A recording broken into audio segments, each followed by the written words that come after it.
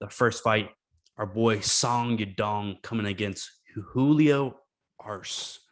We have Song Yadong, the fun Kung Fu Monkey, coming at 17-5-1, fighting in the bantamweight division of 135 pounds, coming at a height of 5'8" with a 67-inch reach.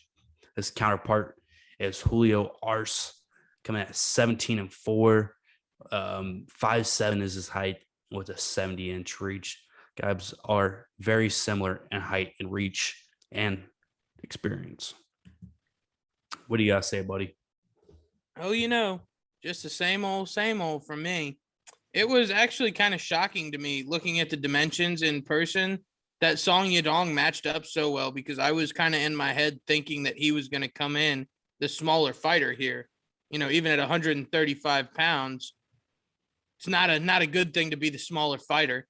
Anyway, looking at it, man, Song Yadong is so powerful. He's got brick hands. He's like the Asian version of the Thing from the Fantastic Four. The dude can freaking smash. And the technique behind it is so good. Who was his last fight against on the Derek Lewis card? He fought Casey Kenny.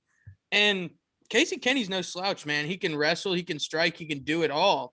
And Song Yadong really just kind of put it on him. I know Casey Kenny came back and made it close. It was a split decision. But I think Song Yadong is going to have a little bit too much for Julio Arce. I think he gets hit a little bit too much for me. He looked good in that last fight against Andre Ewell. He definitely put on a performance, but I don't know, man. I have a lot of faith in Song Yadong. He was on one of the first UFC cards that you and I sat down and just really grinded together. And he's young. He's still getting better. I really like the style and the way that he just backs guys down in the cage. I don't see Julio Arce being the type of guy, excuse me, to take a step backwards. So I think that will create a cause for violence in the center of the octagon. But I don't know. I think Song Yadong gets this one done in a decision. Yeah, I have to agree with you. I think he mirrors a guy that we saw a couple weeks ago at UFC 267, Li Zhangling, the Leech, in his style, obviously smaller, coming at 135 versus 170 pounds. But I think Song Yadong, like you said, I mean, his boxing is incredible. His kickboxing is incredible. Hits real hard for 135 pounds. But one win of note that he's had in the recent year is over Marlon Vera, who we saw last week. And Marlon Vera is a legit guy. I wouldn't say legit contender just yet, but he's definitely legit. So I don't see really Julio Arce coming with the juice enough to back down what Song Yadong has in the tank. You know what I'm saying?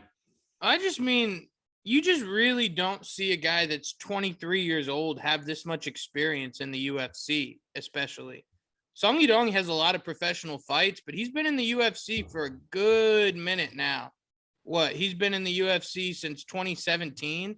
So since he was 19 years old, that's pretty fucking impressive. And I think he's finally just now kind of starting to come into his own. My one bitch is I think I'd like to see him move his head a little bit more, but with that style and with the chin, I think, I don't see Song Yadong getting a knockout here for as hard as he hits, but I don't see Julio Arce ending this one either. So I think it's going to be tough. I'm not willing to put my balls on the line and call a split decision like I did for Zhang Wei Li last week, but I think Song Yadong is going to get it done over the course of 3 rounds. I'd have to agree with you. I mean, obviously betting on a knockout in a 135-pound bout is really just not smart from a bettor's perspective. But I mean, if you go and look at Julio Arce, he does have a win over Dan Ige in 2018. But I don't know, was that at featherweight or if that was a bantamweight? Not sure. But he has 2 losses since then, both coming by split decision. He's a good fighter, but I just really don't think he has what it takes to hang with Song. I think part of it, I think Song Yadong is going to have to be careful on the ground because we've definitely seen Arce go into some submissions. He's definitely coy to throwing a submission in there. And I don't think we have a submission. Oh, there's one, a guillotine back in 17 on Song Yadong's record. But I mean, other than that, it seems like he's pretty good defensively from a jiu-jitsu perspective. So I just have a hard time seeing a real easy path to victory because Song Yadong's got a great chin too. So even if he does get hit, I think he'll be able to absorb them. Yeah, I agree with you on that. So coming into this fight, we have Song Yudong as a minus 130 favorite this week, and Julio Arce coming at plus 125 dog. I think for what me and Zach were saying, if you're going to go down here and take a gander, Yudong wins by decision at plus 145. That'll actually give you a little bit more than equal out your money on some plus side money, which is nice. But anything else that draws your attention this week to our props? I mean, you hit the one that I was looking at. That plus 145 money is definitely good. And I just feel inclined to parlay some things this weekend. So I'm definitely thinking that's where I'm going to find my value in Song Yadong's money line being at minus 130. But not terrible. Not terrible. I just mean I always throw it out there. If you want to be more aggressive, I don't think it's going to be a split decision this time. I think you look at these guys' records and you want to just say, oh, split decision, because they're both split decision fighters. But I think Song Yadong is going to be very impressive. I think we're going to have a lot of kind things to say about him after this fight. So you want to be a little bit more aggressive. Song Yadong by unanimous decision is at plus 215.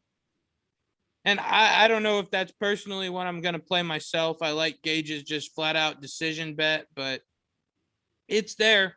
It exists for those of you out there that like to get a little bit more risky with it. 'Tis risky business.